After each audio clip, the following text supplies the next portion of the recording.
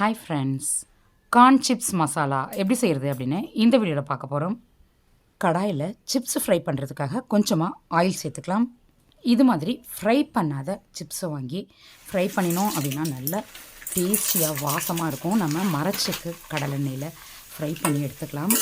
மசாலா மிளகாய்த்தூள் போடும்பொழுது நம்ம வீட்டில் ப்ரிப்பேர் பண்ண மிளகாய்த்தூள் சேர்த்துக்கலாம். நல்லா ஆரோக்கியமாக இருக்கும்.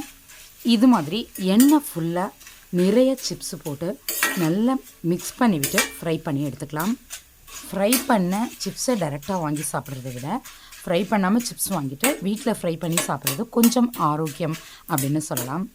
இது மாதிரி எல்லா சிப்ஸுமே நல்லா ஃப்ரை ஆன பிறகு ஆயிலை கம்ப்ளீட்டாக ஃபில்ட்ரு பண்ணி ஒரு பிளேட்டில் எடுத்துக்கலாம். இதை கார்ன் சிப்ஸை பொறுத்த வரைக்கும் நீங்கள் அப்படியே மசாலாலாம் போடாமல் சாப்பிட்டா கூட நல்லாயிருக்கும்.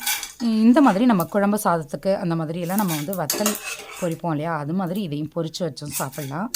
இன்றைக்கி நம்ம செய்யக்கூடிய மசாலா பொரி மசாலா மாதிரி ஃபில்லிங்காக இருக்கும். பொரி மசாலா எனி டைம் நமக்கு ஃபேவரேட்டாக இருக்கும். எந்த டைமில் நம்ம பொரி மசாலா நினச்சாலும் ஈஸியாகவும் செய்யலாம், சாப்பிடவும் ரொம்ப ஃபில்லிங்காக இருக்கும். அதே மாதிரி தான் இதுவும். சிப்ஸு சூடாக இருக்கும் பொழுதே ப்ளைன் மிளகாய்த்தூள் கொஞ்சம் உப்பும் தூவி விட்டுட்டு நல்லா மிக்ஸ் பண்ணிக்கணும். மிளகாய்த்தூள் உப்பு ரெண்டுமே லைட்டாக போட்டால் போதும், அதிகமாக போடணுன்ற அவசியம் இல்லை. கையால் இது மாதிரி ஈவனாக மிக்ஸ் பண்ணி விட்டுக்கலாம்.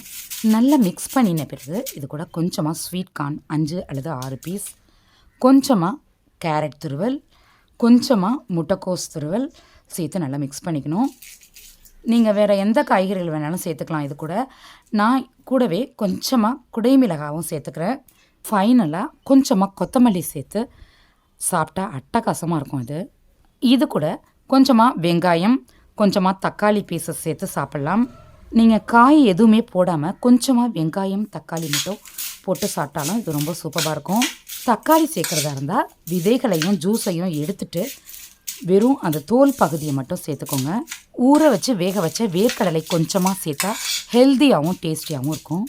மிக்ஸ் பண்ணி வச்சுருந்தோம் அப்படின்னா சிப்ஸு கிறிஸ்பாக இல்லாமல் சாஃப்டாகிடும். அதனால் எப்போ சாப்பிட்றீங்களோ அப்போ மிக்ஸ் பண்ணி உடனடியாக சாப்பிட்ருங்க. சூப்பரான இந்த கார்ன் சிப்ஸ் மசாலாவை நீங்களும் ட்ரை பண்ணி பாருங்கள்.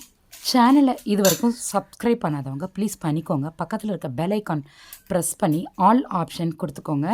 நம்ம சேனலில் இன்னும் டிஃப்ரெண்ட்டான சூப்பரான ரெசிபீஸ் இருக்குது. டைம் கிடைக்கும்பொழுது பாருங்கள். இந்த வீடியோ உங்களுக்கு பிடிச்சிருந்தால் லைக் பண்ணி ஷேர் பண்ணுங்கள். இந்த வீடியோவுக்கு கீழே உங்களுடைய கருத்துக்களை பதிவிட மறந்துடாதீங்க. வணக்கம்.